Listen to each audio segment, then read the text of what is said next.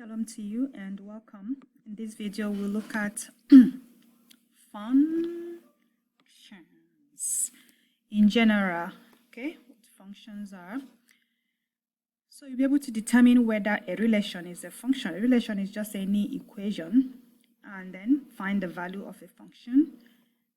Find the difference quotient. So that might be a new one in preparation for calculus.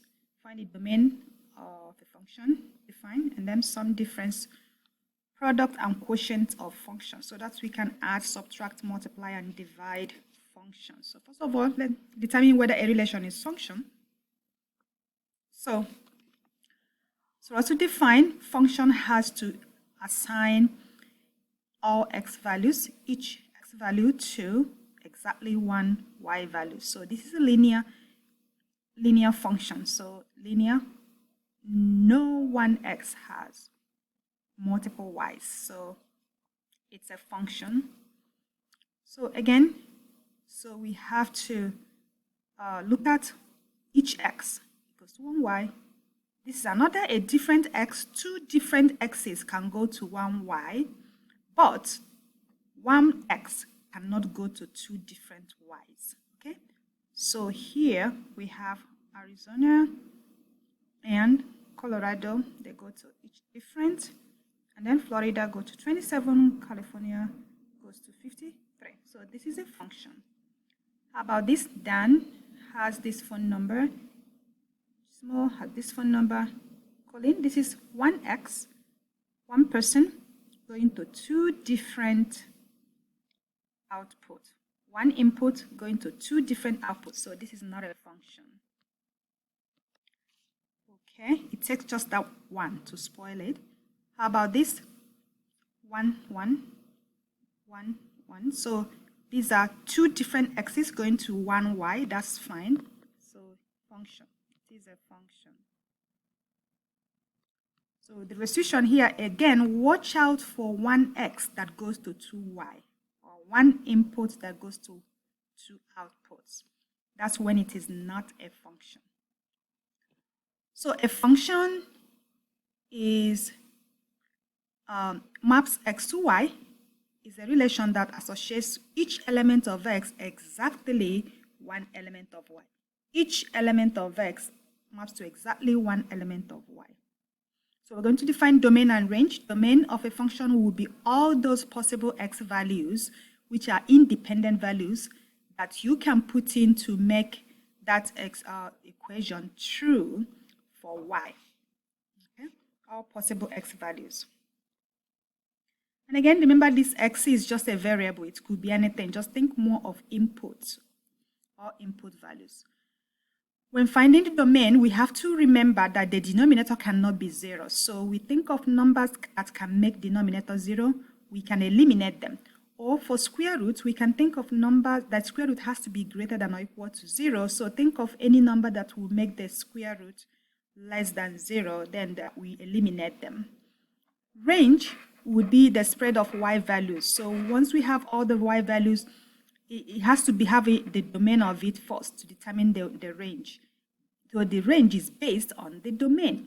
If the domain is not, if a value is not in the domain, it cannot be in the range. So substitute the x values into the expression and then solve for y to see. And make sure you look for the minimum and maximum value of y. So for rational numbers, to find the range of it, first take the inverse of the function and then find the domain of that inverse function. So is this relation a function? So we look at it, each on the x, two different x's goes to one y. That's fine. Okay, so yes, it is. And how about this one? This is like called one-to-one function. See, every one goes to one different one, unique. So yes, it is one-to-one.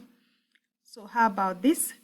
We have two different x's go to one y. That's fine. Two different x can go, input can go to one output. So that's fine. But then we see one output, one input, they are going to two different outputs. So that's the only time we say no. So if it is given as ordered pair, you do the same thing. All the domains will be all the x values, which is 1, 2, 3, and 4. The range will be all the y values, 4, 5, 6, and 7. And you see, each input goes to different outputs. So this is a function. And then you do the same thing for here. We can have the domain is 1, 2, 3, 6. And the range is 4, 4, 5, 10. So different, so we have, they are both goes to one same number. Actually, is you can see it better if you write 4 as one number, so it's not repeated, it's one number. So both of them go to the same one number, which is fine. So that's allowed. What is not allowed is one domain going to two different range. So how about this one? We have -3, we have -2, we have 0, 1, and -3. So we have 9, we have 4, we have 0, we have 1, we have 8. So all different one goes to different y values. So yes, it is a function. So how about when you're giving it in equation form? Can we tell? Well, if we solve for y first, so subtract x squared from both sides. So y squared equals 1 minus x squared.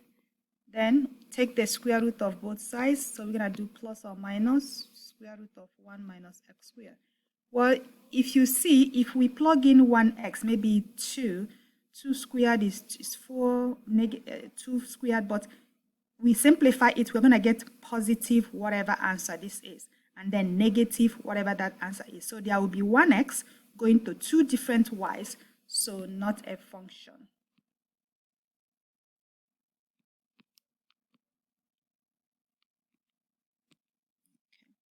So how about finding the values? So this is like, function is like a machine.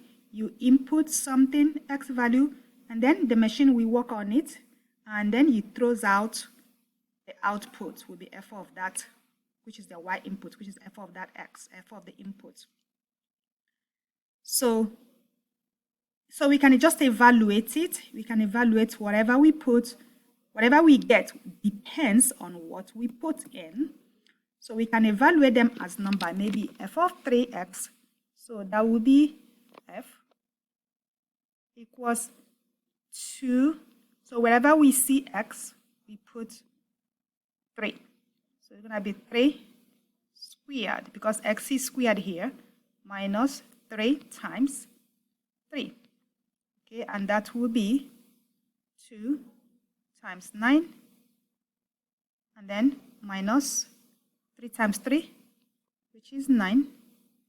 So that is 2 times that is 18, minus 9, which is 9. And we can also use our calculator, let me show you, to evaluate this, especially when they are numbers. So if we first of all go to our y2 and type in this function. So this is 2, and then x squared, and then minus 3x. So once we have that typed in, so we have it, it's selected, then we go out of it, and then we go to our calculation. We can plug in any value for x and then find the value. So let's, since we tried 3, to check our answer with what we got here. So you go to VAS. So it says y VAS because we typed it under the y VAS. And then the first one is function. We are dealing with function. So our equation is on y1. So we select it. So y1 equals, we put in parentheses 3. y1 of 3. So it's going to evaluate it for us is 9. Okay. So we can plug in any number once we type that in. This is useful when you have a lot of numbers to evaluate for the same function. So to do f of x plus f of 3, so since we already found f of 3 to be 9, so we can do f of x plus that. So this is going to be 2.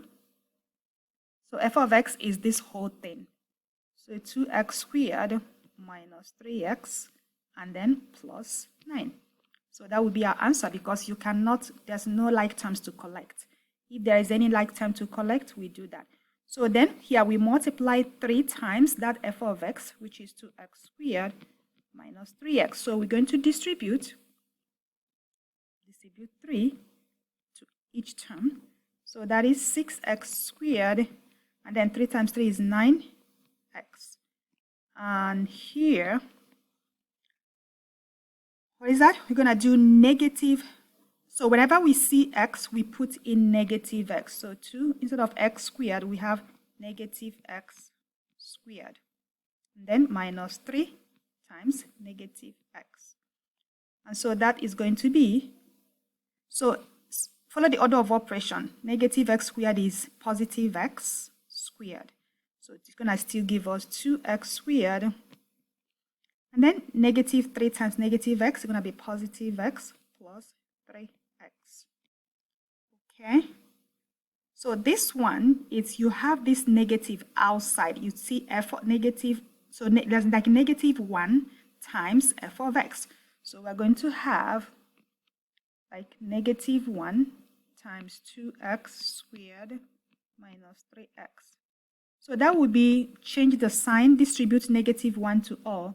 So we're going to have negative 2x squared plus negative times negative will be positive plus 3x. All right, and let's finish the other ones on the other slide. So we have this one. I'm going to move it up here. So we have 3x. So wherever we see x, we put 3x in place of it. So 3x squared minus 3 times 3x. So 3x squared is, follow the order of operation, do the exponent first. So we're going to distribute each of these squared. So that's going to be 3 squared is 9x squared. And then minus 3 times 3 is 9x. So we're going to simplify or distribute these two. So that gives us 18x squared minus 9x. And that will be our final answer. Okay, the last one, you're going to, again, do the same thing. We do 2. That's this one. You do 2, and then instead of having x, you have x plus 3 squared still. And then minus 3 in parentheses x plus 3. And you're going to FOIL first, do the exponent FOIL first. So we have x plus 3 times x plus 3. So that's going to give us x squared plus 3x plus 3x plus 9. So that's x squared plus 6x plus 9. So we place it in here, 2. X squared plus 6x plus 9 minus, we distribute this part, 3x. Okay, negative times that is negative. Okay, so we're going to distribute 2 to everything in the parentheses. So that will be 2x squared plus 12x plus 2 times 9 is 18. And then minus 3x minus 9. And we finish collecting like terms. The like terms here will be 12x minus 3x. So we have 2x squared. Excuse me, 12 minus 3, we're going to be positive 9x. And then we have 18 minus 9. So that will be positive 9. Right, that would be that.